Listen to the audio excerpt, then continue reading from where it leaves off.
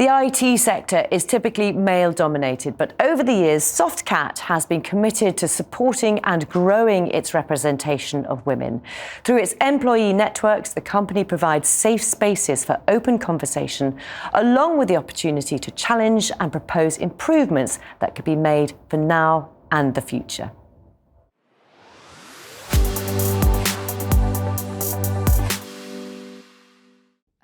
Becky Bateman is flying high in her role as Systems Engagement Manager at Softcat. She looks after all the project managers and the business analysts, plus the development requests that come into the company, as well as co-chairing its family network. This is in spite of considerable time off to manage baby loss and grief.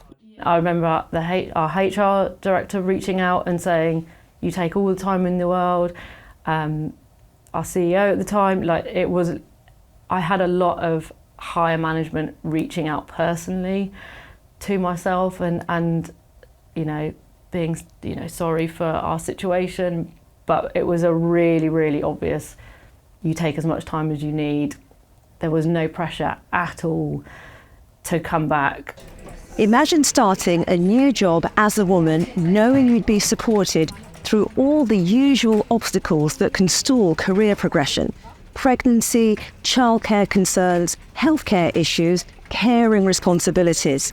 Softcat's approach ensures all women can join, stay and thrive in the workplace. As we have improved gender balance at Softcat and the maturity of our demographic as well, we do need to have more concentrated efforts on making sure that women can stay in our organisation. So our attention around some of the things related to menopause, fertility, general work-life balance and how we evolve our flexible working policy is just really important so that we can keep our women here and engaged at Softcat. Around a third of employees at Softcat belong to one of the many support networks. The largest is the Supporting Women in Business network, shoring up women in leadership roles and helping the company achieve its representation targets at board level. If there's 30% women at an overall level, there should also be 30% women on the management team and 30% women on the leadership team and on the board. So it was really important to us to get to that level across the whole company, which we've now done. And then we can work towards a goal of 50% across all levels going forward. The networks play an important part in helping to set company policy and driving change. We had an individual in our business who was openly talking about her personal experience of going through the menopause, and she very bravely took that experience to our management meeting, and she did a presentation to 350 people in the room talking about the symptoms that she experienced and how it impacted her daily life and how it was impacting her at work. She created the menopause channel off the back of that, and with that group of women went and worked with HR to create a policy to enable them to officially have time out of work to go and receive the relevant treatment or to go and see the doctor, or if they need to go into a room that's more air conditioned than others and that sort of thing. The networks are all run by the business leaders, and they have carved out some space for themselves to be able to talk to each other about how they're feeling. And then of course if there's any issues raised off the back of that, they can come to HR.